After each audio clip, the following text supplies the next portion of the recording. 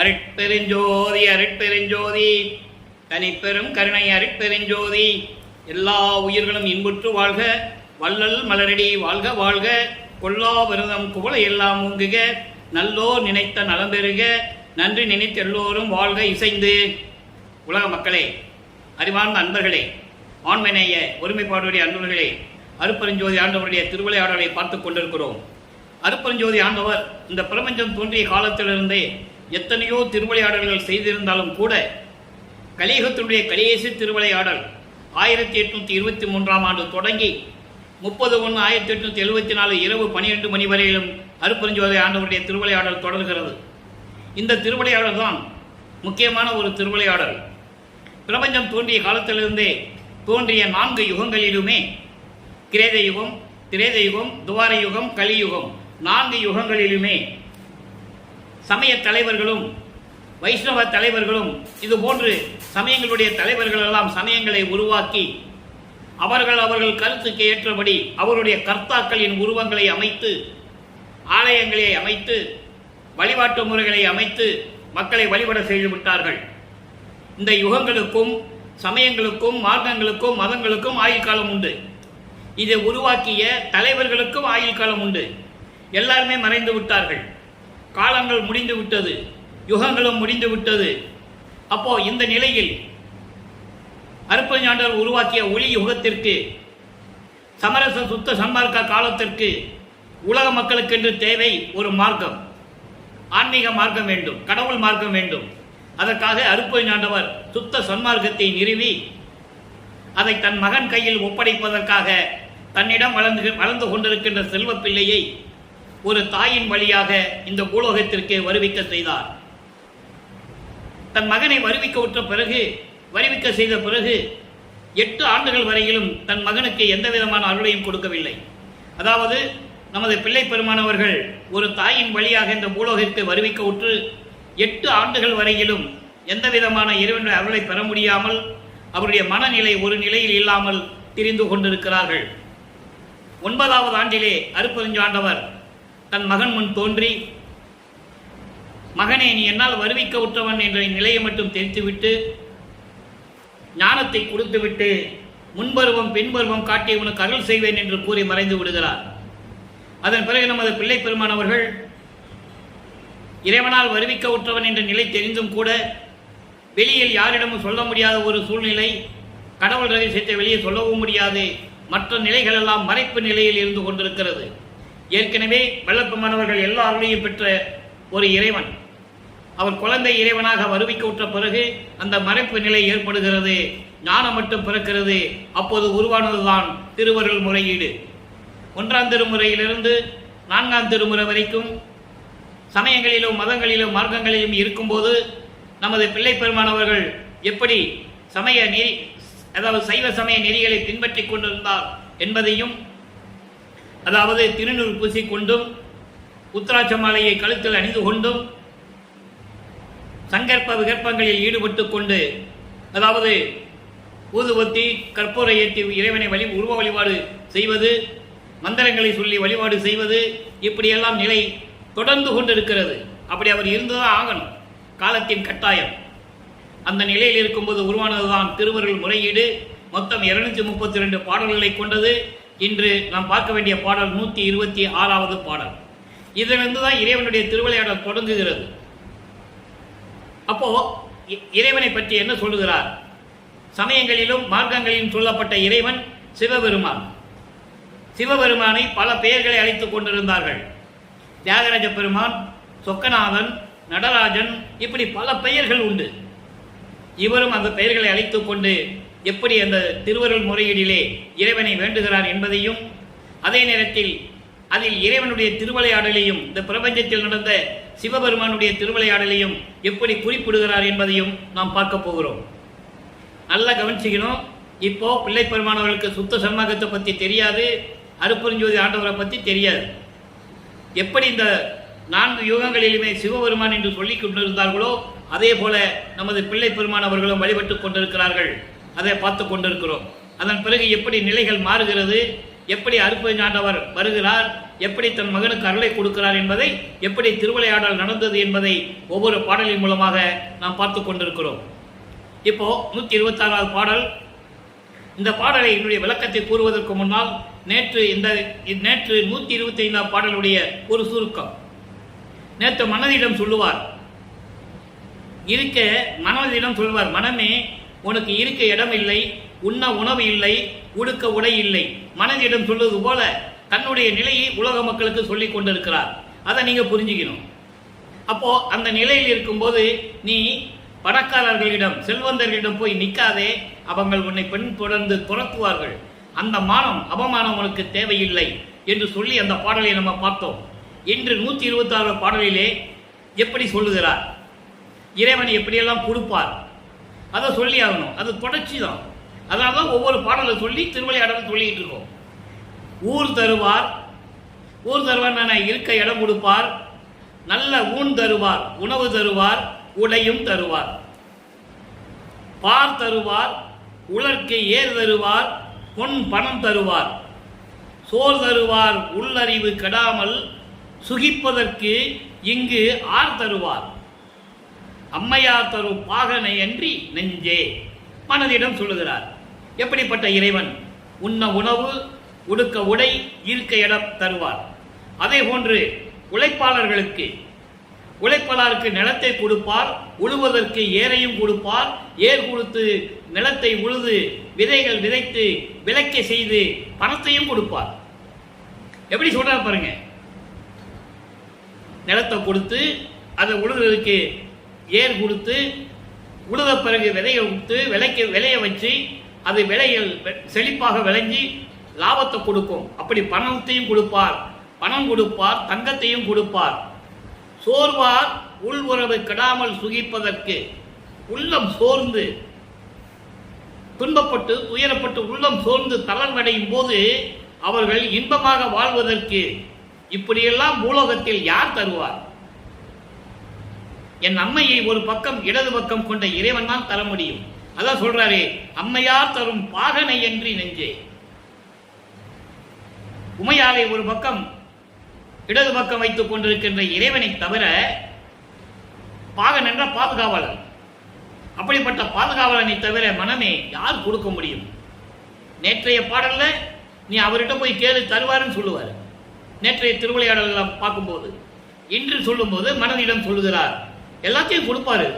உண்ண உணவு, உடுக்க உடை, இருக்க இடம் எல்லாம் கொடுப்பாரு. உழைப்பாளிகளுக்கு நிலத்தை கொடுப்பாரு, உழவுவதற்கு ஏற கொடுப்பாரு, விளைச்சலை கொடுப்பாரு, அதனால் வருகின்ற காசு பணம் எல்லாம் கிடைக்கும். பொன்னையும் கொடுப்பாரு, தங்கத்தையும் கொடுப்பாரு. ஆனால் மனம் சோர்வடையும் போது அவர்கள் உள்ளம் சோர்வடையாமல் இருப்பதற்கு, சுகிப்பதற்கு, மகிழ்வோட வாழ்வதற்கு இந்த உலகத்தில் இதைவிட யார் கொடுப்பார்கள்? செல்வந்தர்களிடம் கிடைக்காது. இறைவன் நினைத்தால் கிடைக்கும். மனமே நீ இறைவனை வழிபட்டு அருளை பெற்றுக் கொள்வாயாக என்று சொல்லி மனதிடம் சொல்லுவது போல உலக மக்களுக்கு தன்னுடைய நிலையை கூறுகிறார் வல்லபெருமான் அவர்கள். வலிமைக்கோற்று 16 ஆண்டுகள் வரையிலும் இந்த நிலை தொடர்கிறது. அதாவது 1823ஆம் ஆண்டிலிருந்து 1874 ஆண்டுகள் வரை 51 ஆண்டுகள் இந்த திருவிளையாடல் நடக்கிறது. அப்ப அந்த 51 ஆண்டுகளை 8 பிரித்து தன் மகனுக்கு அருளை கொடுத்து கொண்டிருக்கிறார். 1வது ஆண்டிலிருந்து, வருவிக்கவற்ற 1வது ஆண்டிலிருந்து 8 ஆண்டுகளுக்குள் எந்த அருளையும் பெற முடியவில்லை. அதான் உலகில் சொல்லுவாங்க, வள்ளலாரை கொண்டு போய் பள்ளிக்கூடத்தில் சேர்த்தாங்க, படிக்க முடியாதுன்னு வந்துட்டாரு. அப்புறம் கந்தக்கோட்டத்துக்கு போனார், அங்கேயே படுத்துக்குவார், நேரம் கழிச்சு தான் வீட்டுக்கு வருவார். இப்படியே ஒரு 8 ஆண்டுகள் நடக்குது. அது உலகியல் விளக்கம். ஆக 8 ஆண்டுகள் வரையிலும் எந்த விதமான அருளை பெற முடியாமல் தவித்துக் கொண்டிருக்கிற காலகட்டங்களில் 9வது ஆண்டில் ஆட்கொண்ட பிறகு, ஞானம் கிடைத்த பிறகு இந்த நிலை தொடர்கிறது. இப்போ 13வது ஆண்டில் அவருக்கு ஞானம் கிடைத்த பிறகு திருவொற்றியூருக்கு போக மனம் சொல்லுகிறது. மனம் ஒரு நிலையில் இல்லாமல் நீ திருவொற்றியூர் போ என்று வல்லபெருமானை தூண்டுகிறது, பிள்ளைப்பெருமானவர்களை தூண்டுகிறது. மனம் தூண்டுகிறது என்று சொல்வதை விட அருட்பெருஞ்சாண்டவர் தன் மகனை அங்கே திருவொற்றியூருக்கு செல்ல வேண்டும் என்பதற்காக மனதை தூண்டி விடுகிறார், உள்ளத்தை தூண்டி விடுகிறார். இவர் திருவொற்றியூர் செல்லுகிறார். அங்கேதான் இரண்டாம் திருமுறை பாடல்கள் உதயமாகிறது. 1207 பாடல்கள். 1207 பாடல்களிலும் எப்படியெல்லாம் இறைவனை வேண்டுகிறார் என்பதையும், இந்த சமயங்களிலும் மதங்களிலும் மார்க்கங்களிலும் இருந்தபோது எப்படியெல்லாம் இருந்தார் என்பதையும் தெளிவாக நமக்கு அருளி இருக்கிறார்கள். அந்த வகையில் நாம் இதுவரையிலும் 14 பதிகங்களை நாம் பார்த்திருக்கிறோம் இரண்டாம் திருமுறையிலே. இன்று 15வது பதிகத்திலே 6வது பாடல் கொடை மட புகழ்ச்சி. இதெல்லாம் 16 ஆண்டுகளுக்குள் நடக்குது. வருவிக்க உற்று 16 ஆண்டுகளுக்குள் இந்த நிலை தொடர்கிறது. அப்போ அந்த கொடைமட புகழ்ச்சி என்பது இறைவனுடைய அருளை எப்படியாவது பெற்றுக்கொள்ள வேண்டும், அடம் பிடிக்கணும். அந்த நிலையில் இருக்கும்போது உருவான பாடல்கள். பாடலை கவனிங்க. இன்னைக்கு 6வது பாடல். ஏன் பாடலை சொல்லி இறைவனுடைய திருவிளையாடல்களை கூறுகிறேன் என்றால், மக்களுக்கு உண்மை புரிய வேண்டும். இது கதை அல்ல, கற்பனை அல்ல என்பதை மக்களுக்கு வலியுறுத்த வேண்டும், தெளிவுபடுத்த வேண்டும். மற்ற புராணங்களில் காவியங்களில் போல திருவிளையாடல் அல்ல இது. இது இறைவனால் இயற்றப்பட்ட திருவருட்பா. மீதெல்லாம் எப்பயோ நடந்தது, எந்த யுகத்திலேயோ நடந்தது, யாரோ எழுதி, யாரோ சொல்லி, யாரோ எழுதி இருப்பார்கள். ஆனால் திருவருட்பா அப்படி அல்ல, இறைவனால் படைக்கப்பட்டது. ஏனென்றால் பிரபஞ்சத்தின் உண்மைகளை உலக மக்களுக்கு தெரியப்படுத்த வேண்டும். அருட்பெருஞ்சோதி ஆண்டவருடைய திருவிளையாடலை உலக மக்களுக்கு தெரியப்படுத்த வேண்டும். தனது மகனை செல்வப்பிள்ளையை இந்த பூலோகத்திற்கு அனுப்பி சுத்த சன்மார்க்கத்தை கொடுத்தது உலக மக்களுக்கு தெரியப்படுத்த வேண்டும் என்பதற்காகத்தான் உருவானது திருவருட்பா. பாடலை பாருங்க. கல்லையும் பசும் பொன் என புரிந்த கருணை கேட்டு உமை காதலித்து. 17 வயசு மேல காதல் வரும், அன்பு வரும், பாசம் வரும், உள்ளம் நெகிழ்ச்சி வரும். அதான் சொல்றாரு. கல்லையும் பசும் பொன் என புரிந்த கருணையோடு உம்மை காதலித்து இங்கு, இங்கு என்பது பூலோகத்தில், வல்லை வந்து நின்று ஏற்றிடில் சிறிதும் வாய் திறந்து ஒரு வார்த்தையும் சொல்லீர். இல்லை நீ பிச்சை எடுக்கின்றேனும் இறக்கொன்றோர்களும் இட்டு உண்பர் கண்டீர். ஒல்லை இங்கு எனது உளம் கண்டது அறிவீர். ஓங்கு சீர் ஒற்றியூர் உடையீரே. இது பாடல். இந்த பாடலை விளக்கம் பாருங்க. கல்லையும் சுத்த தங்கமா மாத்திய உன்னுடைய அருளை கேட்டு ஒரு திருவிளையாடல் நடந்திருக்கு. கல்லையும் சுத்த பொன்னாக்குகின்ற அருள் படைத்த உன்னுடைய கருணையை கேட்டு உம்மை காதலித்து, உன்னோடு அன்பு கொண்டு, அளவில்லாத காதல் கொண்டு, இங்கு இப்பொழுது விரைந்து வந்து உன்னை வணங்கினால் ஏற்றிடில் என்று சொல்கிறார். திருவொற்றியூரில் நடக்குது. அப்போ இப்படியெல்லாம் கேட்டு வந்து உங்ககிட்ட வந்து உன்னை வணங்கினால் கொஞ்சம் கூட கூச்சம் இல்லாம ஒரு வாய் திறந்து ஒரு வார்த்தை கூட சொல்லாம நிக்கிறீங்க. இது நியாயமா? இது தர்மமா? இல்லை நீ பிச்சை எடுக்கின்றேனும், உணவு இல்லை என்று நீ பிச்சை எடுத்தாலும் கூட, எப்படி சொல்ற பாருங்க. பிச்சை எடுத்த இல்ல, உணவுக்கு உணவு இல்லைன்னு சொல்லி பிச்சை எடுத்த, பிச்சை எடுத்தாலும் கூட பரவாயில்லை. ஆனா பிச்சை எடுக்கிறவங்க கூட மற்றவங்க பசியை பார்த்து பிச்சை எடுத்த சோறை அவங்களுக்கு கொடுத்து தான் உண்பார்கள். எவ்வளவு அருமையா சொல்றாரு பாருங்க. இதனுடைய கருத்து என்னவென்றால், சாதாரணமா இருக்கிறவங்க கூட ஒரு ஈவு இருக்கு, தயவு இருக்கு, கருணை இருக்கு. பிச்சை எடுக்கிறவங்க கூட மற்றவங்க பசியோடு இருக்கிறத பார்த்து தான் பிச்சை எடுத்ததிலிருந்து அவங்களுக்கு உணவு கொடுப்பார்கள். ஆனால் நீ உன்னுடைய பெருமையை கேட்டு உன்னால் வரிவை கூற்று இவ்வளவு துன்பப்பட்டு ஏதாவது உங்ககிட்ட அருளை பெறலாம் நீங்க வந்தா வாய் திறந்து ஒரு வார்த்தை கூட பேசுறது இல்லை. எப்படி எவ்வளவு அருமையாகும். அப்போ அவருடைய மனநிலை எப்படி இருக்குன்னு நீங்க புரிஞ்சுக்கணும். இறைவனால் வருவிக்கோட்டம் தெரிஞ்சு போச்சு. எதிர்காலத்தில் எப்படியாவது இறைவன் ஆட்கொள்வான் என்ற ஒரு நிலை தெரிந்தாலும் கூட இப்போ துன்பப்பட்டு கொண்டிருக்கிறார், துயரப்பட்டு கொண்டிருக்கிறார், மனம் வருந்தி கொண்டிருக்கிறார். அப்போ நீ வந்து ஒரு விதமான அருளையும் கொடுக்காட்டாலோ ஒரு வார்த்தை கூட பேசுறது இல்லை. அடுத்து சொல்றாரு பாருங்க. ஒல்லை இங்கு எனது உளம் கொண்டது அறிவீர். விரைந்து வந்து இப்ப இந்த பூலோகத்தில் நான் படுற கஷ்டத்தை பார்த்து இப்ப நான் திருவொற்றியூரில் முன்னால் நின்றுட்டு இருக்கேன். ஒல்லை ஒல்லை வந்து அப்படின்னா உடனே விரைந்து வந்து என் உள்ளத்தில் என்ன இருக்கிறது என்று உனக்கு தெரியும். என் உள்ளத்தில் என்ன இருக்குது உனக்கு தெரியும். விரைந்து வந்து எனக்கு அருள்வாயாக. புகழோடும் சிறப்போடும் விளங்கிக் கொண்டிருக்கின்ற திருவொற்றியூரை வாழ்விடமாக கொண்ட தியாகராஜ பெருமானே என்று சொல்லி இந்த பாடலை அருளியிருக்கிறார்கள். எனவே 16 ஆண்டுகள் வரைக்கும் இந்த நிலை தொடர்கிறது. அடுத்து 3ஆம் திருமுறை உருவாகிறது. 3வது எட்டில் இருக்கிறார். 3ஆம் திருமுறையிலே மொத்தம் 235 பாடல்கள், 19 பதியங்கள். இதுவரைக்கும் 10 பதியத்தை நம்ம பார்த்திருக்கோம். 10 பதியத்தினுடைய ஒரு சின்ன ஒரு சுருக்கம். அங்கே திருவொற்றியூரிலே தியாகராஜ பெருமானை எப்படியாவது அருளை பெற வேண்டும் என்று திருவொற்றியூரிலே நின்று கொண்டிருக்கிறார். அப்போ எந்த விதமான பதிலும் இல்லை. நாரைகளையும் கிளிகளையும் தூது அனுப்பி பார்க்கிறார். அங்கேயும் ஒரு புரோஜனம் இல்லை. அப்புறம் திருமலை வயலுக்கு போனாரு. மாசிலாமணி கத்துனாரு. ஒன்றும் புரோஜனம் இல்லை. திருவள்ளியத்தாயத்தில் போய் வேண்டினாரு. ஒன்றும் புரோஜனம் இல்லை. இவர் போய் பார்த்து அவர் கந்த துணியை கட்டிட்டு இருக்கிறதா பார்த்து, எனக்கு நீ கந்த துணி தரப்போறையான்னு கேட்பாரு. இந்த நிலைகளெல்லாம் மாறிய பிறகு இப்போது வல்லப்பமானவர்கள் 24 ஆண்டுகளுக்குள் இருக்கிறார். வருவிக்கவுற்று 24வது ஆண்டு. வல்லப்பமானுக்கு வயது இல்லை. நான் ஏற்கனவே பல தடவை இதுக்கு நான் விளக்கம் கொடுத்திருக்கிறேன். அவர் ஒவ்வொரு யுகத்திலேயும் இருந்தவர் என்பதை திருவெற்பாவிலிருந்து நாம் கண்ட உண்மை. அப்போ என்ன நடந்தது? 24 ஆண்டுகளுக்குள் என்ன நடந்ததுன்னா ஒண்ணுமே இல்லை. இப்போ மனம் வெந்து, அதாவது மனம் கஷ்டப்பட்டு துயரப்பட்டு ஒரு புரட்சியிடம் போய் குறிப்பாக்க செல்லுகிறார். அந்த மனநிலையில் அவர் இருக்கிறார் என்பதை நீங்கள் புரிந்து கொள்ள வேண்டும். உலக மக்களுக்கு தெரியப்படுத்த வேண்டும். அவர் அந்த மனநிலை எப்படி இருந்தது. போராறு என்ன நடக்குதுன்னு பார்ப்போம். பொன்னார் புயத்து போர் விடையார், புல்லர் மனத்துள் போகாதார், ஒன்னார் புறம் தீ உர நகைத்தார், ஒற்று என்னும் ஊர் அமர்ந்தார் என் நாயகனார். தன்னை நாயகியாகவும் தியாகராஜ பெருமானை நாயகனாகவும் உருவகப்படுத்தி இந்த பாடலை அருளியிருக்கிறார்கள். ஏனால் ஒரு பெண் தான் காதலை சொல்லும்போது எப்படி இருக்கும் என்பது இந்த உலகத்திற்கு தெரியும். அப்ப அந்த புறத்துக்கிட்ட பெண்ணிட்ட போய் எப்படி கேட்கிறார்?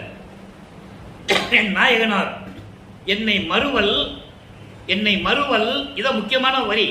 என்னை மறுவல் இன்றோ நாளையோ அறியேன். நின்னர் மருங்குயில் புறமடவாய், நின்னர் மருங்குள் புறமடவாய் விரைந்து ஓர் குறி நீ விளம்புவையே. இது பாடல். இப்ப பாருங்க, அதாவது எப்படிப்பட்ட இறைவனா? பொன் போன்று மேனிவுடைய இறைவன், பழி இல்லாத இறைவன். அதோடு மட்டுமல்ல, தீயவர்களுடைய மனத்தில் இல்லாத இறைவன். புல்லர் மனத்துள் போகாதார். ஆக தீயவர்களுடைய மனத்தில் இல்லாதவர். பகைவர்களின் முப்புறத்தை புன்னகை செய்து எரித்தவர். சிரிச்சுக்கிட்டே எரித்தார் முப்புறத்தை. முப்புறம் என்பது பொன்கோட்டை, வெள்ளிக்கோட்டை, இரும்பு கோட்டை. தாரகாசுரன் என்ற அசுரனுடைய பிள்ளைகள் வித்துன்மாலி, தாராசுரன், கமலாச்சன். இந்த 3 பேரும் தேவர்களையும் பூலோகத்தில் இருக்கிற மக்களை எல்லாம் துன்புறுத்திக் கொண்டு அங்க போய் ஒளிஞ்சிக்குவாங்க. அந்த கோட்டையை யாராலே அழிக்க முடியாது. எத்தனையோ ஒரு தேவர்கள் வந்து போராடினார்கள், ஒன்றும் முடியல. அப்ப சிவபெருமானை நினைத்து வேண்டுகிறார்கள். சிவபெருமான் வந்து அப்படியே பார்க்கிறாரு. என்ன இதை போய் நீங்க போய் இவ்வளவு தூரம் பண்ணிட்டீங்கன்னு சிரிச்சாராம். சிரித்த உடனே முப்புறமும் எரிந்து சாம்பல வயிற்று. அதை சொல்றாரு. ஒன்னார்னா பகைவர்களுடைய அந்த முப்புறத்தை தன்னுடைய புன்னகையால் தீவிட்டு எரித்து சாம்பலாக்கியவர். வித்துன்மாலி அவன் தான் மூத்தவன். பொன்கோட்டையை கட்டி கொண்டிருந்தவன். தாராசுரன் வெள்ளிக்கோட்டையை கட்டி கொண்டிருந்தவன். கமலாச்சன் இரும்பு கோட்டையை கட்டி கொண்டிருந்தவன். 3 பேர்களையும் அழித்தார். அப்படிப்பட்ட இறைவன் என்னை கலந்து கொள்வதற்கு, என்னை ஆட்கொள்ளுவதற்கு இன்று வருவாரா நாளை வருவாரா எனக்கு தெரியவில்லை. அப்போ இவர் நம்பிக்கை இல்லாமல் இருக்கிறார். ஏன்னா ஏற்கனவே விண்ணுலகத்தில் ஒப்பந்தம் செஞ்சுதான் இங்க வராரு. அப்பவே சொல்லுவாரு, நீ என்னை தெருவில் விட்டுருவேன்னு சொல்லுவாரு. ஆனா இப்ப அதை சொல்ல முடியாது. மறைப்பு நிலை இருக்குது அவருக்கு. நல்லா புரிஞ்சுக்கணும் நீங்க. அப்ப தன்னுடைய நிலையை உலக மக்களுக்கு சொல்றாரு. 24 ஆண்டுகள் வரையிலும் உலக மக்களே, நான் இறைவனிடந்து எந்த அருளையும் பெற முடியவில்லை, தவித்துக் கொண்டிருக்கிறேன். இன்று வருவாரா நாளை வருவாரா என்று நான் ஏங்கிக் கொண்டிருக்கிறேன் சொல்லி ஒரு புரட்சி பெண்ணிட்ட போய் சொல்லுவது போல, புரட்சி பெண்ணே, இறைவன் இப்படிப்பட்ட இறைவன், முப்புறத்தை எரித்த இறைவன், பழி இல்லாத இறைவன், திருவொற்றியூரில் இருக்கின்ற இறைவன், தீயவர்களின் மனதில் இல்லாத இருக்கின்ற இறைவன். அப்படிப்பட்ட இறைவன், அவரை நான் காதலிக்கிறேன், நான் காதலனாக ஏற்றுக்கொண்டிருக்கிறேன், நாயகனாக ஏற்றுக்கொண்டிருக்கிறேன். புரட்சி பெண்ணே, அவர் என்னை அணைத்துக் கொள்ளுவதற்கு, என்னோட கலந்து கொள்ளுவதற்கு இன்று வருவாரா நாளை வருவாரா என்று தெரியவில்லை. இதை பார்த்து ஊர் மக்கள் எல்லாம், பெண்கள் எல்லாம் ஏளனமாக பேசுகிறார்கள், இவர் ஒரு வாளாவட்டி என்று. அந்த பாடல்கள் நம்ம பார்த்துட்டோம். இதனுடைய எல்லாமே வந்துடும். இந்த பாடல் சொல்லும்போது எல்லா விளக்கமும் வரும். வாளாவட்டி என்று சொல்லுகிறார்கள் அப்படின்னா என்ன அர்த்தம்? புரோஜனம் இல்லாமல் ஊர் சுற்றிட்டு இருக்கான், வீட்லேயும் தங்குறது இல்லை, சொன்னவங்க பேச்சை கேட்கறது இல்லை, அவன் ஆட்டுக்கு அவன் இஷ்டத்துக்கு பைத்தியக்கார மாதிரி தெரிஞ்சிட்டு இருக்கான்னு ஊர் மக்கள் சொல்றாங்கன்னு சொல்லியெல்லாம் அந்த விளக்கங்களை நம்ம பார்த்துட்டோம். அதை தான் இங்கே சொல்றாரு, மன வருத்தத்தை சொல்றாரு. என்னை அணைத்துக் கொள்வதற்கு, என்னோட கலந்து கொள்வதற்கு, எனக்கு அருளை கொடுப்பதற்கு இன்று வருவாரா நாளைக்கு வருவாரா தெரியவில்லை, ஒரு குறி பார்த்து நல்ல விதமாக சொல்ல அப்படின்னு சொல்லி இந்த பாடலை அறிவிக்கிறார்கள். ஆக மக்களே, 24 ஆண்டுகள் வரையிலும் நமது பிள்ளை பெருமானவர்கள் வருவிக்க உற்று எந்த விதமான அருளையும் இறைவனிடந்து பெற முடியவில்லை. காலங்கள் ஓடிக்கொண்டிருக்கிறது. இவர் திருவொற்றியூருக்கு போக, திருமுல்லை வயலுக்கு போக, திருவள்ளிவத்தாயத்துக்கு போக, இப்படியே நிலைகள் தொடர்ந்துகிட்டு இருக்கு. அப்போ 4வது எட்டில் அடியெடுத்து வைக்கிறார். 4வது எட்டு என்பது 4×8 32. அந்த 8 ஆண்டுகளுக்குள், அதாவது 25வது ஆண்டிலிருந்து 32 ஆண்டுகளுக்குள், அந்த 8 ஆண்டுகளுக்குள் என்ன நடந்தது உலக மக்களுக்கு தெரிவிக்கிறார். அருட்பிரகாச மாலை உருவாகிறது. அங்கே 100 பாடல்கள் உண்டு. இன்னைக்கு நம்ம 51வது பாடலை பார்க்க போறோம். இந்த பாடலை பார்ப்பதற்கு முன்னால் ஒரு திருவிளையாடலை சொல்லணும். தினமும் சொல்றதுதான், சொல்லிதான் ஆகணும்.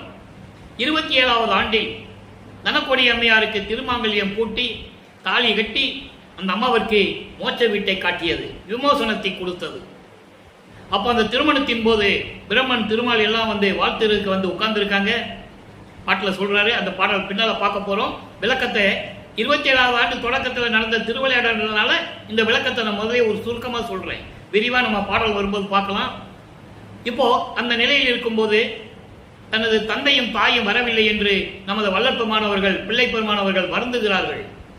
அருப்பெருஞ்சோதி ஆண்டவரும் சிவகாமி வள்ளி வரலை என்று வருந்தி எப்படியெல்லாம் துன்பப்பட்டார் என்பதை ஒரு பாடலிலே சொல்லுவார். அந்த பாடலை நம்ம பின்னால பார்க்க போறோம். அதனுடைய சுருக்கத்தை சொல்றேன். அப்போ அந்த நிலையில் இருக்கும்போது அந்த அம்மாவுக்கு மோட்ச வீட்டை காட்டி விமோசனத்தை கொடுத்து விட்டு, அப்போ இவர் மனம் ஒரு உறுதியுடன் இருக்கிறது. இனிமேல் திருவொற்றியூருக்கு போக வேண்டியது இல்லை, போகக்கூடாது. போய் என்ன பிரயோஜனம்? திருமுல்லை வாயிலுக்கும் திருவொற்றியூருக்கும் திருவள்ளித்தாயிருக்கும் நடந்து நடந்து போய் என்ன பிரயோஜனம்? கால் வலிக்குது, கால் மெலிந்து விட்டது என்று சொல்லுவார் ஒரு பாடலிலே. ஆக அப்ப அவர் எங்க போனாலும் நடந்துதான் போகணும். அதுக்கப்புறம் பறக்கிற சக்தி வந்தது. அண்டங்களுக்கு ஒரு நொடி பொழுதுல கடந்து போவார். அந்த பாடலுடைய விளக்கங்களை நம்ம பார்த்துருக்கோம், இன்னும் பார்க்க போறோம். அப்போ இந்த நிலையில் இருக்கும்போது வந்தாரு. தான் இருக்கிற இடத்துல இருக்கிற வீட்டை கதவு பூட்டினாரு. உள்ள தாழ்பால் போட்டார். ஏன் தாழ்பால் போட்டாருன்னா, நம்ம மனசு திறந்து கதவை திறந்துருவோம், நம்ம திறக்கூடாது, அவன் வரட்டும், அப்பா வந்து திறக்கட்டும் அப்படி சொல்லி கதவை தாப்பா போட்டு உள்ள உட்காந்துக்கிட்டார். இப்போ இறைவனுக்கு தெரிஞ்சு போச்சு. நல்லா கவனிங்க. இப்போ இறைவன் வந்த பிறகு அவருக்கு தெரியும் சுத்த சன்மார்க்கம் இருக்கிறது. சுத்த சன்மார்க்கம் ஒரு மார்க்கம் இருக்குதுன்னு அவருக்கு தெரியும். அருப்பதி ஆண்டவர் தான் இறைவன் அவருக்கு தெரியும். இருந்தாலும் இந்த பாடல் முடிகிற வரைக்கும் சொல்ல மாட்டாரு. ஒரு சூட்சமமான விளக்கம் தான் கொடுப்பாரு. அதான் நம்ம பார்த்துக்கிட்டு இருக்கோம். இப்போ தன்னுடைய தந்தை எப்படி தெருவிலே நடந்து வந்தார், எப்படிப்பட்ட திருவடிகள், அந்த திருவடிகள் மண்ணில் கால் பதிந்து கால் வலிக்க எப்படி நடந்து வந்தார் என்று பாடலிலே கூறுவார். அவரும் அருப்பஞ்சாண்டவரும் தன் மகனை சமாதானப்படுத்துவதற்காக இறைவன் நினைச்சா எதுக்குவே நிற்கலாம்ல, அப்படி வரமாட்டார். ஏன்னா மகன் சமாதானம் அடைய மாட்டார், மகன் கோபமாக இருக்கிறார் என்று சொல்லி தெருவிலே நடந்து வந்து என் காலெல்லாம் வலிக்குதுப்பா, உன்னை பார்க்க வந்தேன், காலெல்லாம் வலிக்குதுன்னு சொல்லணும் மகன்கிட்ட. அதை மகன் பார்க்கணும் அந்த திருவடியை. இவ்வளவு நிகழ்ச்சி நடக்குது. யார் சொன்னாங்க இது வரைக்கும்? 202 வருஷமா வல்லப்பெருமார்கள் வருவிக்க விட்டு சுத்த சன்மார்க்க காலம் தொடங்கி ஒளியுகம் தொடங்கி 202 வருஷம் ஆச்சு. இந்த நிலை திருவிளையாடல்கள் இப்படியெல்லாம் நடக்குது. திருவொற்பாவில் இருக்கின்ற உண்மை யாரும் மறுக்க முடியாது. எல்லா ஆதாரங்களும் திருவொற்பாவில் இருக்கிறது. ஆக இந்த நிலையில் இருக்கும்போது அந்த பாடலை பாருங்க. 51வது பாடல் அருட்பிரகாச மாலை. பாடலை சொல்லி தான் விளக்கம் சொல்லிட்டு இருக்கேன். இது கதை அல்ல, கற்பனை அல்ல, உண்மையாகவே நடந்த திருவிளையாடல். தன் உருவம் காட்டாத மலை இரவு விடியும் தருணத்தே உதயம் செய்த தாழ் மலர்கள் வருந்த. எப்படிப்பட்ட திருவடிகள் சொல்றாரே. பொன் உருவ திருமேனி கொண்டு நடந்து அடியேன் பொருந்துமிடம் அடைந்து கதவம் திறக்க புரிந்து. கதவம் திறக்க புரிந்து அண்டர்லைன், முக்கியமான வார்த்தை தான். தன் உருவம் போன்றது என்று அங்கு என்னை அழைத்து என் கரத்தே தந்து அருளி. அங்கு என்னை அழைத்து தன் உருவம் போன்றது, அதான் முக்கியமானது, அதான் அருள். இதுவரைக்கும் ஒன்று ஒன்றுன்னு சொல்லிட்டு வருவாரு, ஒன்று கொடுத்தாரு ஒன்று கொடுத்தாருன்னு. இப்படி வந்து சொல்றாரு தன் உருவம், தன் உருவம் போன்றது என்று அங்கு என்னை அழைத்து என் கரத்தை தந்தருளி மகிழ்ந்து இங்கே தங்குக என உரைத்தாய். என் உருவம் எனக்கு உணர்த்தி அருளிய நின் பெருமை என் உரைப்பேன் மணிமன்றில் இன்ப நடத்தரசே. அல்ல கவனிங்க, அதாவது இப்படிப்பட்ட இருட்டான், தன்னுடைய உருவமே தனக்கு தெரியாதான் அந்த இருட்டில் நடந்தா. அப்படி ஒரு இருட்டான். அதான் சொல்றாரு தன் உருவம் காட்டாதே. இப்ப நம்ம ஒரு இருட்டில் நடந்து போயிட்டு இருக்கோம், நம்ம உருவம் நமக்கே தெரியாதான் பார்த்தா, அவ்வளவு இருட்டுன்றார். புரியுதா உங்களுக்கு? அவ்வளவு இருட்டில் தன் உருவம் தனக்கே தெரியாது நடந்து போனா. அப்படிப்பட்ட இருட்டில், கொடுமையான இருட்டில் விடியும் தருணத்தே 4 மணிக்கு, அதிகாலை 4 மணிக்கு விடியும் தருணத்தே 4 மணிக்கு அதிகாலையில் உதயம் செய்த தாழ்மலர்கள் உன்னுடைய திருவடிகள். அப்படிப்பட்ட திருவடிகள் விண்ணுலகிலே இருந்து இந்த மண்ணுலகிற்கே வந்து அப்படிப்பட்ட இரவு நேரத்திலே உன்னுடைய திருவடிகளை மண்ணில் வைத்து கால் வலிக்க நடந்து வந்து பொன் உருவ திருமேனி கொண்டு வந்து, பொன் உருவ திருமேனி, பொன் போன்று மின்னுகின்ற மேனி, அப்படி திருமணியோடு நடந்து வந்து அடியேன் இருக்கும் இடத்தை அடைந்து கதவை திறக்க செய்து. அவர் தான் திறக்கிறாரு, இறைவன் தான் திறக்கிறாரு. இறைவனை திறக்க செய்து தன் உருவம் போன்றது என்று ஒரு கொடையை கொடுத்தார். தன் உருவம் போன்றது என்பது இறைவனுக்கு முத்தேகம் உண்டு. சுத்த தேகம், புரோண தேகம், ஞான தேகம். இந்த தேகம், இந்த தேகத்தை 3 தேகத்தை பெறுவதற்கான ஒரு அருள் கொடை. இப்ப உங்களுக்கு புரிஞ்சிருக்கும். தன் உருவம் போன்றது என்று இறைவன் சொல்லுகிறார் மகனிடம். அப்ப இறைவனுக்கு முத்தேகம் உண்டு. நீ முத்தேகத்தை அடைய வேண்டும் என்பதற்காக ஒரு அருள் கொடையை கொடுக்கிறேன், வாங்கிக் கொடு என்று சொல்லி கையிலே கொடுத்து இந்த பூலோகத்தில் நீ இருப்பாயாக என்று சொல்லி மறைந்து விட்டார். ஏன் பூலோகத்தில் இருக்க சொன்னாரு? ஒரு கேள்வி வரும். ஏன்னா இன்னும் ஆண்டுகள் இருக்கிறது. தன் மகனோடு 2.5 கலந்து கொள்வதற்கு ஆண்டுகள் இருக்கிறது இன்னும். இப்ப 42 ஆண்டுகள் தான் ஆகுது. இப்ப 5வது எட்டில் இருந்து கொண்டிருக்கும் போது இந்த நிகழ்ச்சி நடக்குது. 40 ஆண்டுகளுக்குள் என்ன நடந்தது? அதான் இந்த திருவிளையாடல் நடந்து கொண்டிருக்கு. அப்போ இந்த நிலைகள் நடக்கும் போது நீ இங்கேயே இருப்பாயாக என்று சொல்லி என் உருவம் எனக்கு உணர்த்தி வந்துருச்சா? இப்ப இறைவனுடைய முத்தேகமும் இவருக்கு வந்துருச்சு. என் தேவம் எனக்கு உணர்த்தி, மகனே நீ என்னால் வருவிக்க உற்றவன், ஏற்கனவே நீ முத்தேகத்தை பெற்றவன், நீ மண்ணுலகிலே வருவிக்க உற்றதனால் இந்த உடம்பை முத்தேகமாக மாற்ற வேண்டும் என்ற ஒரு நியதி இருக்கிறது. அதனால் உன்னுடைய தேகம் முத்தேகம் கொண்டது மகனே என்று சொல்லி எனக்கு உணர்த்தி. எவ்வளவு அற்புதம் பாருங்க! இப்படியெல்லாம் திருவிளையாடல் நடக்குது. ஏற்கனவே முத்தேகம் கொண்டவர், இறைவனுடைய மகனாக இருந்தவர், செல்வ பிள்ளையாக சுத்த சிவஞான வெளியிலே இருந்தவர், சுத்த சன்மார்க்கத்தை மக்களிடம் கொடுப்பதற்காக இங்க வந்தவர். ஆன்ற சன்மார்க்கம் அணிவர என்னைத்தான் இன்று அமுதளித்த இனிய நற்றாய் என்று சொல்லுவார். இதுக்காகவே நான் வந்தேன் சொல்றாரு, வருவிக்க விட்டேன் என்று சொல்றாரு. அப்ப இந்த மண்ணிலையிலே, இந்த பூலோகத்திலே மானிட பிறவி பிறந்ததனால் உன்னுடைய உடம்பை முத்தேகமாக மாற்ற வேண்டும் என்ற ஒரு நியதி இருக்கிறது. மகனே, உன் தேகம் முத்தேகத்தை கொண்டது, இந்த பாருன்னு சொல்லி உணர்த்தி எனக்கு உணர்த்தி அருளிய உன் பெருமையை நான் என்னவென்று சொல்லுவேன்? சுத்த சிவஞான வெளியிலே திருவிளையாடல் செய்து கொண்டு, அருணடனம் செய்து கொண்டு பிரபஞ்சத்தை இயக்கிக் கொண்டிருக்கின்ற இறைவனை, என் தந்தையை என்று சொல்லி அந்த பாடலை நமக்கு அருளியிருக்கிறார்கள். இப்போ 32 வருஷத்துக்குள்ள, அதாவது வருவிக்க விட்டு 32 ஆண்டாவது ஆண்டில் இந்த நிலையெல்லாம் நடக்குது. அதுக்கப்புறம் ஒரு சின்ன சுருக்கம். அதுக்கப்புறம் பற்றுகளை துறந்து, உலக வாழ்க்கையை துறந்து, உலக விடயங்களை துறந்து மண்ணாசை, பெண்ணாசை, பொன்னாசை விலைகளை துறந்து, சமயங்களையும் மதங்களையும் மார்க்கங்களையும் துறந்து, அதில் விட்ட சங்கற்ப விகற்பங்களை எல்லாம் தூக்கி எறிந்துவிட்டு, வெள்ளாடை அணிந்து சுத்த சன்மார்க்கத்தை வாங்குவதற்கு தன் தந்தையிடம் சுத்த சமஞான வழிக்கு சென்று கொண்டிருக்கிறார். அங்கே எப்படி சென்றார் என்பதை நாம் ஏற்கனவே பார்த்த பதிவங்களிலே நாம் பார்த்து விட்டோம். இன்று அந்த பதிவங்களை பார்க்காதவர்கள் இன்று பார்த்தால் அதுக்குரிய ஒரு சின்ன விளக்கம் தர வேண்டும். அது எனது கடமை. அப்போ தத்துவங்களை கடந்து சென்று கொண்டிருக்கிறார். அதை நீங்கள் அல்பெருஞ்சோதி அட்டகத்திலேயே நீங்கள் பார்க்கலாம். தத்துவங்களை தனித்தனியாக கடந்தேன், தத்துவாதீத மேல்நிலையில் சித்தியது முழுதும் தெரிந்தேன், அவை மேல் சிவநிலை தெரிந்திட சென்றேன். சென்றேன் வார்த்தை தான் முக்கியம். தத்துவங்களை கடந்து போறாரு, சரியை கிரிய யோக ஞான நிலைகளை கடந்து போறாரு.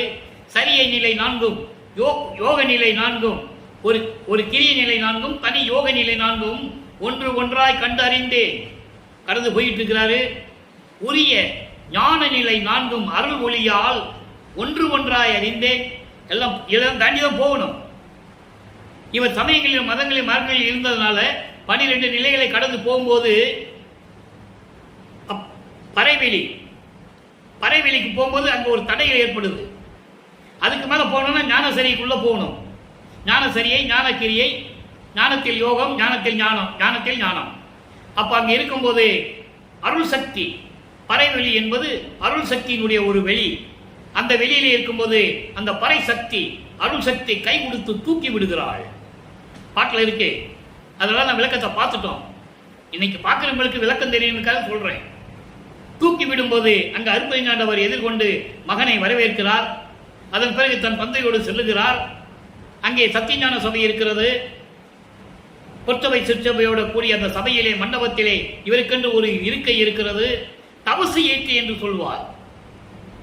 அந்த இருக்கையிலே அமர்ந்து மாணவர்கள், அதாவது தேவர்கள், பிரம்மன், திருமால் முதலியவர்கள் எல்லாம் அங்கு வீற்றிருக்க, அங்கே சிம்மாசனத்தில் உட்கார வைத்து மணிமுடி சூட்டி தன் மகனுக்கு அங்கீகாரம் கொடுக்கிறார். சுத்த சன்மார்க்கத்தை கொடுக்கிறார். சுத்த சன்மார்க்கத்தை பெற்ற பிறகு நேரே பூலோகத்திற்கு வருகிறார். அப்போ அங்கே கருமொழியிலே என்ன நடந்தது? அங்கே கருமொழியிலே இருந்து கொண்டிருக்கிறார். அங்கே இருக்கும்போது இறைவன் எப்படி வருகிறார், தன் மகனை எப்படி ஆட்கொள்ளுகிறார் என்பதை நாம் பார்க்க போகிறோம். 6ஆம் திருமுறையிலே பதிகம் 37 அருள் விளக்க மாலை 62வது பாடல். நன்மையெல்லாம் தீமை என குறைத்து ஓடி திரியும் நாய்க்குளத்தில் கடையான நாயடியேன் இயற்றும் புண்மையெல்லாம் பெருமை என பொறுத்து அருளி புலையேன் பொய் உரையை நெய்முறையாக புரிந்து மகிழ்ந்தருளி. மொத்த 8 வரி பாடல்கள், 4 வரியை முதல்ல பார்ப்போம். அதாவது நன்மைகள் எல்லாம் இதெல்லாம் வேண்டாம், இதெல்லாம் தீமையான செயல் என்று நான் நினைத்து குறைத்து ஓடித் திரியும் நாய்க்குளம், நாய்க்கூட்டத்தில் இருந்த குட்டி நாய் என்றால் கடை நாய். அப்படிப்பட்ட நாய் நான். அதாவது சமயங்களிலும் மதங்களிலும் மார்க்கங்களிலும் இருக்கும்போது நன்மைகள் எல்லாம் விட்டு அதெல்லாம் தீமையான செயல்கள். நல்லா புரிஞ்சுக்கணும் நீங்க. இது சுத்த சன்மார்க்க விளக்கம், நூல் விளக்கம் அல்ல, வரி விளக்கம் அல்ல, சுத்த சன்மார்க்க விளக்கம்.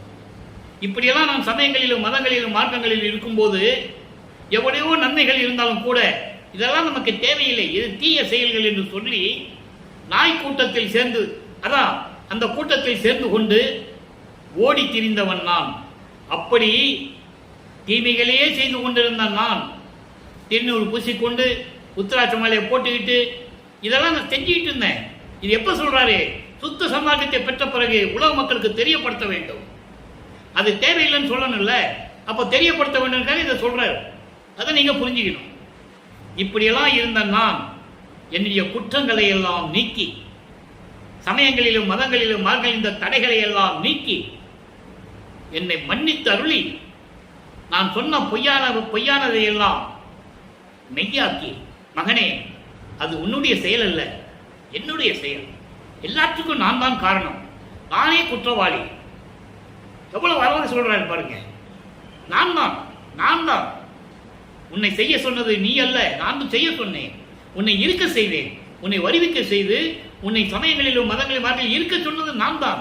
உனக்கு தெரியாது மகனே, இது என்னுடைய திருவிளையாடல் என்று சொல்லி எனக்கு அருளி என்னுடைய பொய்களை எல்லாம் நீக்கி மெய்மையாக்கி மகிழ்ந்து அருளி தன்மையெல்லாம் உடைய பெரும் தவசு ஏற்றி சொல்லிட்டாரா? தன்மையெல்லாம் உடைய ஒரு பெரிய தவசு எங்க? அங்க இருக்கே. அருள் பாங்குடைய எல்லா சிறப்புடைய ஒரு இருக்கை இருக்கே, உன்னுடைய இருக்கை.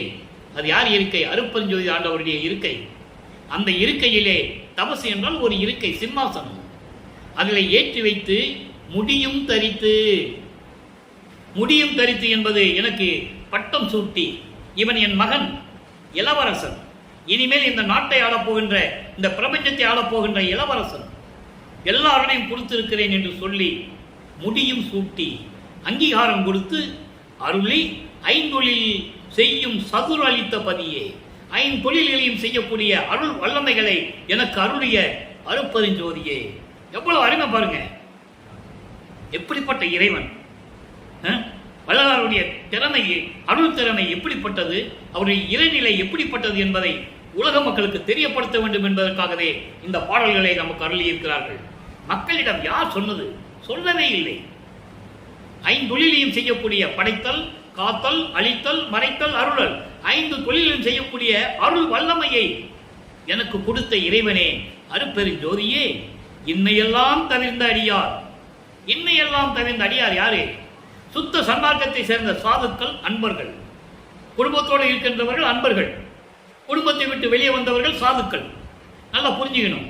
இன்மையெல்லாம் தவிர்த்த, சமயங்களிலும் மதங்களிலும் மார்க்கங்களில் இருக்கிற நெறிகளை எல்லாம் தவிர்த்து, உருவ வழிபாட்டை தவிர்த்து, சமயங்களில் சொல்லப்பட்ட சங்கற்ப விகற்பங்களை தவிர்த்து, கொலையும் புலையும் தவிர்த்து, ஜீவகானிய ஒழுக்கத்தில் இருந்து கொண்டு உயிர் நேயத்தோடு வாழ்கின்ற சம்சாரிகள், அவர்கள் தான் அன்பர்கள். அதே போன்று சாதுக்கள். இவர்கள் எல்லாம் இன்பமுற மகிழ்வோடு இருக்க வேண்டும் என்பதற்காகவே, இவர்களை வாழ வைக்க வேண்டும் என்பதற்காகவே அங்க சுத்த சிவஞான வெளியிலே இருந்து கொண்டு விளங்கிக் கொண்டு திருவிளையாடல் செய்து கொண்டு அருளாட்சி செய்து கொண்டிருக்கின்ற இறைவா, என் தந்தையை, அருட்பெருஞ்சோதியை, நான் சொல்லுகின்ற விண்ணப்பங்களையும் முறையீடுகளையும் நான் பாடுகின்ற பாடல்களையும் ஏற்றுக்கொண்டு எனக்கு அருள வேண்டும் என்று சொல்லுகிறார்.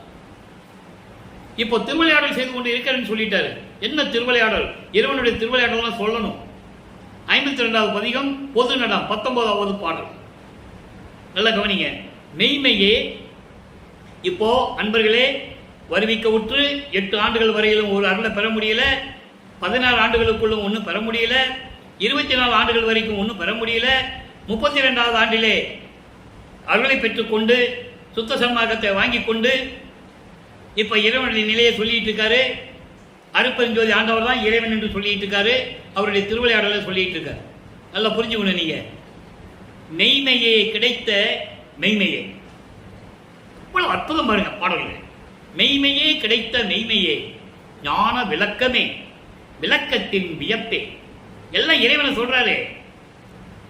கைமையே தவித்து மங்களம் அளித்த கருணையை, கரிசு இல்லா கழிப்பே, ஐமையே. இந்த ஐமைக்கு ஒரு பெரிய விளக்கம் இருக்கு, நான் சொல்றேன். ஐமையே, அதற்குள் அது அது ஆகும் அற்புத காட்சியே, எனது பொய்மையை பொறுத்து புகழ் அளித்து, புகழ் அளித்து அருளி பொது நடம் புரிகின்ற பொருளே. பொது நடம் புரிகின்ற பொருளே திருவிளையாடல் செய்யும் இறைவனே.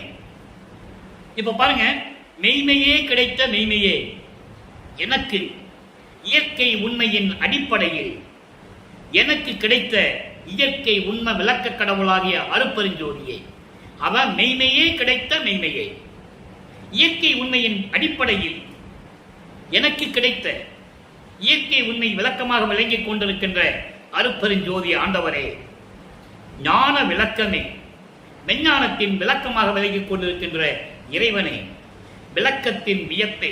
அந்த மெஞ்ஞான விளக்கம் இருக்கிறதே, அதனுடைய அதிசயமாக இருக்கக்கூடிய இறைவனே. மெஞ்ஞான விளக்கம் யாருக்கும் கிடைக்காது, யாருக்கும் கிடைக்கல. வல்லப்பமான ஒருவருக்கு தான் தன்னுடைய தந்தைக்கு பிறகு மெஞ்ஞானம் கிடைத்தது. மீதி எல்லாம் கோடான கோடி பேர்கள் தோன்றினார்கள், ஞானத்தோடைய போனவங்க தான். ஜீவ சமாதி, சமாதி, முத்தி அடைஞ்சிட்டு போனவங்க தான். ஞான சித்திக்கு யாருமே உள்ள வரல. நல்லா புரிஞ்சுக்கணும் நீங்க. அப்படிப்பட்ட இறைவனே, கைமையே தவிர்த்து நான் சமயங்களிலும் மதங்களிலும் மார்க்கங்களில் இப்போது ஏற்பட்ட அந்த நிகழ்வுகளை எல்லாம், அந்த தவறுகளை எல்லாம் மன்னித்து மங்களம் அளித்த கருணையே. மங்களம், சுத்த சன்மார்க்கத்தை கொடுத்து, மங்களம்னா ஒரு மங்களகரமானது, சுத்த சன்மார்க்கத்தை கொடுத்து எல்லா அருள்களையும் கொடுத்து அளித்த கருணையே. இந்த மங்களம் என்ற வார்த்தையில் எல்லாமே அடங்கி இருந்துச்சு. முத்தேகம் எல்லா அருளையும் கொடுத்தது, ஐந்தொழிலை கொடுத்தது, எல்லாமே அது அடங்கிடும். அதனால் ஒரே வார்த்தையில் சொல்லிட்டாரு மங்களம்.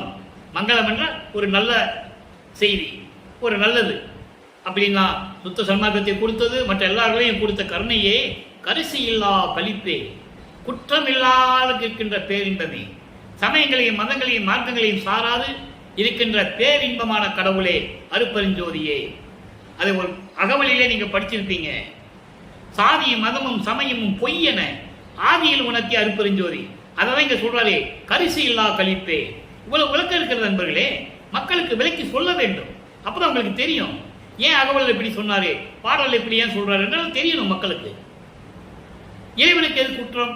குற்றம் இல்லா இறைவனை சொல்றதுக்கு இறைவன் என்ன குற்றம் செஞ்சார் அருப்பெருஞ்சாண்டவர்? இல்ல, குற்றம் என்பது சமயங்களையும் மதங்களையும் மார்க்கங்களையும் கடந்து இருக்கின்றவர், குற்றம் இல்லாதவர். அதான் குற்றம். அதான் சொன்னாரு சாதியும் மதமும் சமயமும் காணா ஆதி அநாதையாம் அருப்பெருஞ்சோதி. இது அகவல். சாதியும் மதமும் பொய்யே, அவற்றின் புகுதாதி. இது ஞானசரியை. உடைந்த சமயப்புள்ளி நின்று எழுந்து உணர்வின் அழியா ஒரு நெறியாம் சன்மார்க்க திருநெறி பெற்று வந்தே. அது சாக்கடன் தெரிஞ்சு போச்சு, அது விழுந்துட்ட. சுத்த சன்மார்க்கம் இருக்குது உனக்கு தெரிஞ்சிச்சு இல்ல, வா எந்திரிச்சு வா. உன்னை நீராட்டி உனக்கு வேற ஆடை கொடுத்து உன்னை சுத்தமாக்கி நான் சுத்த சன்மார்க்க நெறிய தரேன்னு சொல்றாரு ஞான சரியில்லை. வெறிக்கு சமய புலியில் விளைந்தேன் தன்னை விழாத வகை மறித்து ஒரு பேரறிவு அளித்த வள்ளல் கொடி. கொடிப்பாட்டுல சுத்த சன்மார்க்க கொடியை கட்டி உபதேசம் செய்யும் போது கொடிப்பாட்டுல சொல்றாரு. அதான் சொல்றாரு கரிசில்லா கழிப்பே. ஐமையே அதற்குள் அது ஆகும் அற்புத காட்சி. இந்த ஐமையை என்பது பல விளக்கங்கள் இருக்குது நண்பர்களே. ஐமை என்பது கருமை, பசுமை, வெண்மை, செம்மை. வெண்மை, செம்மை, பசுமை, கருமை. இப்போ இது ஐமை, 5 வண்ணங்களை சொல்லுகிறார். இதுக்கு ஒவ்வொருக்கும் ஒரு விளக்கம் உண்டு. கருமை என்பது மறுப்பை நிலை, மறைப்பு நிலை. பசுமை என்பது சுத்த சிவவெளி நிலை. பொன்மை என்பது பரம்பொருள். வெண்மை என்பது கடவுள் நிலை. செம்மை என்பது அருள் நிலை. இதை நீங்க இதுல பார்க்கலாம், திரை விளக்க பாட்டில் பார்க்கலாம். அந்த திரைகளை எப்படி விளக்குவாங்கன்னு பாடல் இருக்கும். கருமை திரை, வெள்ளைத்திரை, நீலத்திரை வராது. இது வெண்மை திரை, பசுமை திரை. நீலத்திரை வந்து அது தனி ரகம். ஆக இதை படைக்கும் தொழிலே சொல்லலாம். கருமை என்பது அழித்தல், அடுத்து பசுமை என்பது காத்தல், பொன்மை என்பது மறைத்தல், வெண்மை என்பது படைத்தல், செம்மை என்பது அருளல். படைக்கும் தொழிலை செய்யலாம். இது 5 பூதங்களுக்கும் பொருந்தும். அதை மொத்தமாக தான் ஐமையன்னு சொல்லிட்டார். இப்போ புரியும் உங்களுக்கு. ஐமை என்பது என்ன?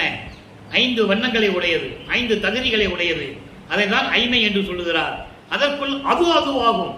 அது என்பது கடவுள் நிலை, இறைநிலையும் கடவுள், அதாவது இறைநிலை, அதுக்குள்ள இருக்கின்ற நிலை. அதுவாக அப்படின்றால் அந்தந்த நிலைகளுக்கு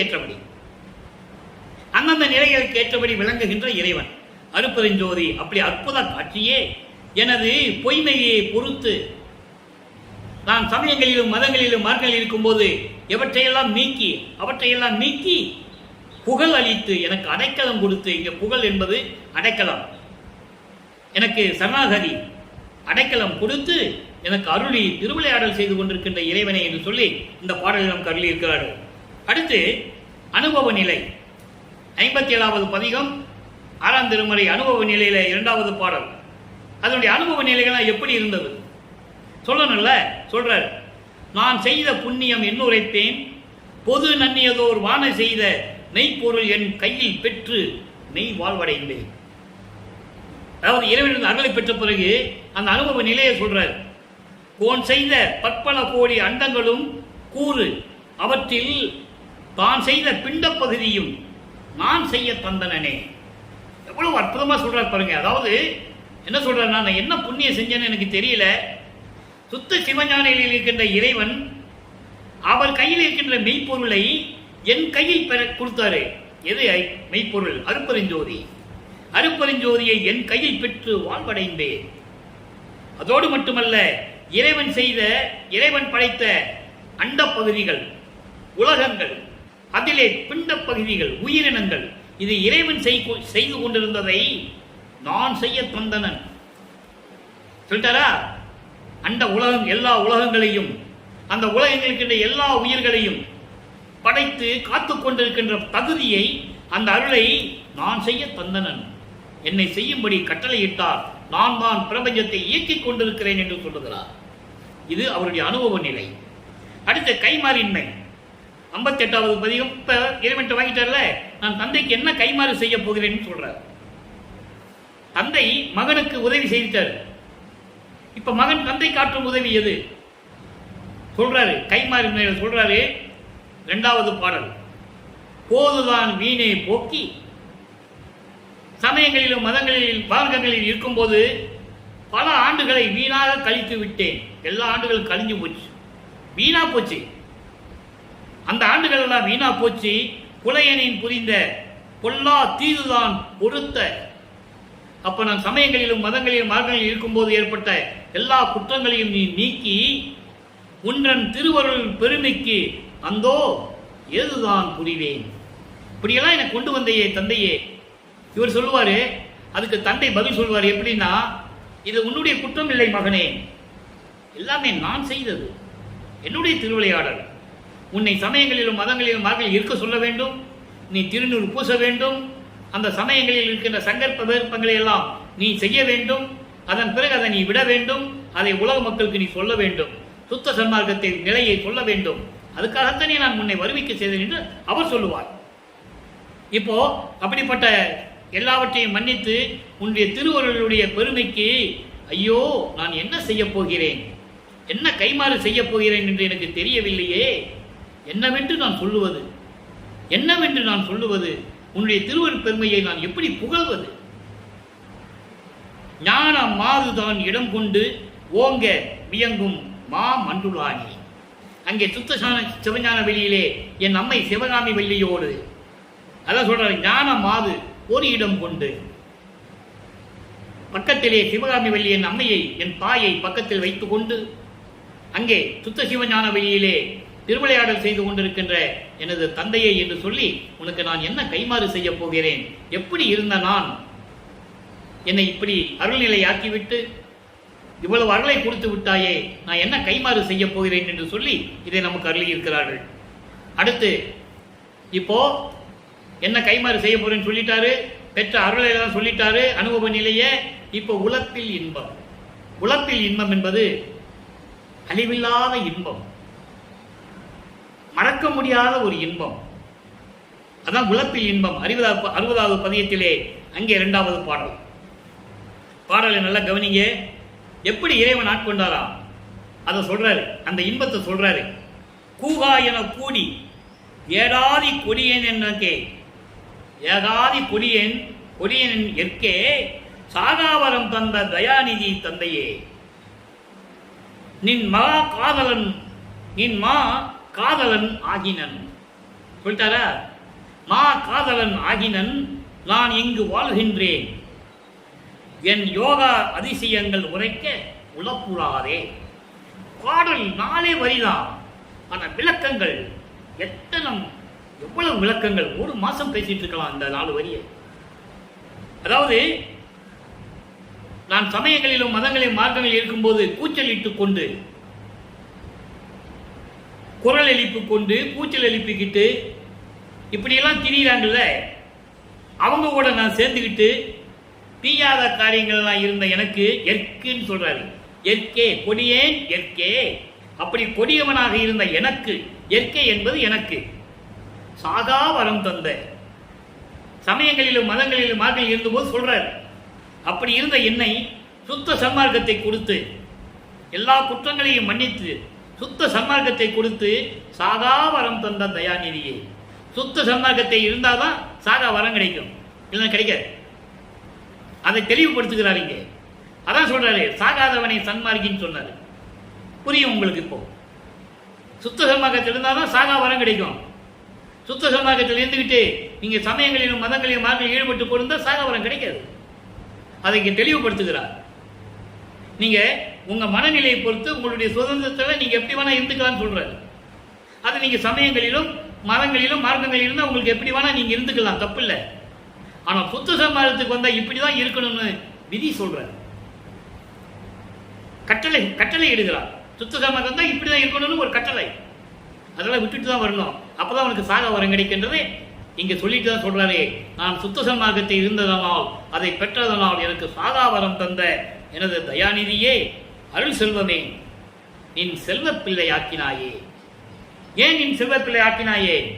அவர் ஏற்கனவே செல்வ பிள்ளையாக இருந்தவர் இந்த மண்ணுலைக்கு வறுமைக்கு உற்றதனால் அவரை மீண்டும் செல்வ பிள்ளை ஆக்குகிறார். மறுபடியும் பழைய இடத்துக்கு போறார் வள்ளற்பெருமான். செல்வ பிள்ளை ஆக்கினாய், ஏற்கனவே செல்வ பிள்ளையா இருந்த என்னை இங்கே வரவழைத்தாய், இப்ப மறுபடியும் என்னை செல்வ பிள்ளை ஆக்கிவிட்டாய். பெரு வாழ்வடைந்தேன், பெரும் கலிப்பால் பெருமான் நின்பால் வளர்கின்றேன். எப்படி நான் என்னை ஆண்மகனாக பெற்றெடுத்து உன்னுடைய அருளால் ஆண்மகனாக பெற்றெடுத்து சுத்த சிவஞான வெளியிலே என்னை வளர்த்தாயோ, அதுபோல இன்றும் நான் வளர்ந்து கொண்டிருக்கிறேன் உன்னுடைய செல்வ பிள்ளையாக. அதான் இதுக்கு பொருள். உருவார் உலகில் உன்னை பாடி ஆடும் வண்ணம் உரைத்தருளே. பாடி ஆடுவன்னா சும்மா பாடி டான்ஸ் ஆடிட்டு இருக்கிறது இல்லை, அது இல்லை. நான் இந்த நிலையை அடைந்து விட்டேன். இனிமேல் இந்த உலகில், இந்த பூலோகத்தில் நான் உன்னை வணங்கி என்ன செய்ய வேண்டும், என்ன செயல் செய்ய வேண்டும், அந்த வகையை, அந்த செயலை எனக்கு சொல்லுவாயாக என்று சொல்லி இந்த பாடலை அருளியிருக்கிறார்கள். ஆக எல்லா உண்மைகளும் தெரிஞ்சு விட்டது. இப்ப செய் பணி விரவல். இப்ப என்ன பண்ணி நீ செய்யணும்னு சொல்லுங்கன்னு சொல்லிட்டார்களே, இப்ப அதை கேட்கிற, நான் என்ன பண்ணி செய்யணும்னு கேட்கிறேன். அது 61வது பதிகம் 2வது பாடல். ஒவ்வொரு பாடலுக்கும் ஒரு தொடர்பு உண்டு, அதனால வரிசையா வரும். 57வது பதியத்தில் ஒரு பாடல் விளக்கம்னா அடுத்த பதியத்தில் 58வது பதியத்தில் 1வது பாடல்ல அதுக்கு பதில் இருக்கும். 59வது பாடல்ல ஒரு பாடல் இருக்குன்னா அதுக்கு பதில் 60வது பதியத்தில் இருக்கும். இப்போ 60வது பதியத்தில் இருக்கின்ற இந்த நிகழ்ச்சிக்கு அவருடைய திருவிளையாடல் எப்படியெல்லாம் செஞ்சாரு, உன்னாலதான் இங்க நான் செல்வ பிள்ளையா வாழ்றேன்னு சொன்னார்ல, இப்ப அதுக்கு பதில் வேணும்ல, செய் பணி விலவல். இங்க பாருங்க, ஒரு வாது அடியேன் எண்ணியவாறு எல்லாம் அருளி, ஒரு வாது அடியேன் எண்ணியவாறெல்லாம் அருளி உள்ளம் கழித்தே திருவா சிற்றம்பலவா. எப்படி சொல்ற பாருங்க. அதாவது இந்த பாடலுடைய விளக்கத்தை நான் சொல்லிடுறேன். அதாவது சொல்றாரு, ஒரு வாதுன்னா ஒரு வாருன்னு சொல்லுவோம்ல, உன்னால வருவிக்க விட்டு சமயங்களிலும் மதங்களிலும் மார்களில் இருக்க வச்சு அதை சங்கற்பவர்கள் ஈடுபட வச்சு அதுக்கப்புறம் சுத்த சன்மார்க்கத்துக்கு கொடுத்து ஒரு வழியான்னு சொல்றோம்ல, முடிவாக சொல்றோம்ல, ஒரு வழியா நான் எண்ணியவாறு நான் நினைத்தது எல்லாம் எனக்கு அருளி உள்ளம் மகிழ்ந்து சிற்றம்பலவா உன் பிள்ளையாக நான் மறந்து கொண்டிருக்கிறேனே அப்படின்னு சொல்லி இந்த பாடலில் நமக்கு அருளி இருக்கிறார்கள். அதுக்கு முன்னால் இந்த பாடலில் ஒரு 2 வரி விட்டுட்டேன், மறுபடியும் சொல்றேன். சாகாவரம் தந்த தயாநிதி தந்தையே, நின் காதலன் ஆகினேன், உன் மீது பேர் அன்பு கொண்டிருந்தேன், நான் இங்கு வாழ்கின்றேன். நீ பூலோகத்தில் இருக்க சொன்னாய், நான் பூலோகத்தில் இருந்து கொண்டிருக்கிறேன். இங்கு என்பது பூலோகத்தில் இருந்து கொண்டிருக்கிறேன். என் யோகா அதிசயங்கள், எப்படி இந்த யோகெல்லாம் நடந்தது, எப்படி இந்த அதிசயங்கள்லாம் நடந்தது சொல்லுவதற்கு உளப்புறாதே. முடிவே இல்லை, அதுக்கு முடிவே இல்லைன்னு சொல்ற. இந்த நிலையில் நான் இருந்து கொண்டிருக்கிறேன். உன்னுடைய அருள்களெல்லாம் பெற்றுக்கொண்டு இந்த அதிசயங்களெல்லாம் நான் பார்த்து கொண்டிருக்கிறேன். ஒரு வழியாக அதான் ஒரு வாதம் சொல்றார். ஒரு வழியாக நான் நடந்ததையெல்லாம் சமயங்களிலும் மதங்களிலும் மார்க்கங்கள் இருக்கும் போதெல்லாம் நீக்கி சுத்த சன்மார்க்கத்தை கொடுத்து ஒரு வழியாக என்னை ஏற்றுக்கொண்டு, அதான் ஒரு வாதம் சொல்றார், ஏற்றுக்கொண்டு எல்லாவற்றையும் அருளி உள்ளம் கழித்து உன் செல்வ பிள்ளையாக என்னை வளர்க்கின்றாய். நானும் வளர்ந்து கொண்டிருக்கிறேன். இந்த உலகில் நான் என்ன செய்ய வேண்டும் என்று சொல்லி எனக்கு அறிவிப்பாயாக என்று சொல்லி இந்த செய்வனி விளவிலே பாடல்களை அருளி இருக்கிறார்கள். எனவே அன்பர்களே, இதுவரை பார்த்த திருவிளையாடல்கள் எல்லாவற்றையும் பார்த்து விட்டோம். அதை மிகவும் எளிமையாக சின்னம்பிடி என்ற பதிகத்திலே ஒரு 4 வரியில சொல்லுவாரு, அதையும் நம்ம பார்த்துருவோம் என சொல்ல வேண்டியது எனது கடமை. 131வது பதிகம் சின்னம்பிடி, பாடல் 6, 7. அதாவது சின்னம்பிடி என்பது ஆனந்தமாக, உறுதியாக, உண்மையை உள்ளபடி இறைவனிடமிருந்து பெற்றதை, இறைவனுடைய நிலையை உள்ளதை உள்ளபடி உறுதியாக சொல்லுவது. அதான் சின்னம்பிடி என்ற பதியத்திலே நமக்கு அருளி இருக்கிறார்கள். பாருங்க, தானே நான் ஆனான். எல்லாத்துக்கும் முடிவான ஒரு நிலை. அதனால்தான் இந்த பாட்டுடைய விளக்கம் நான் சொல்ல வேண்டியிருக்கு.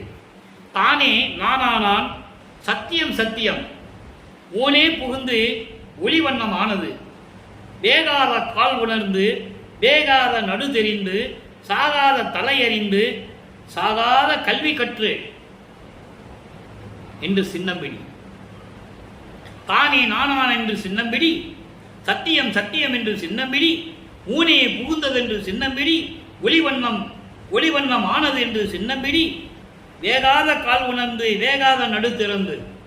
அதாவது வேகாத கால் என்பது பிரவண தேகம், இந்த வேகாத நடு தெரிந்து என்பது சுத்த தேகம். அதாவது போகாத புனலுக்கும் வேகாத காலுக்கும் வித்தியாசம் இருக்கு.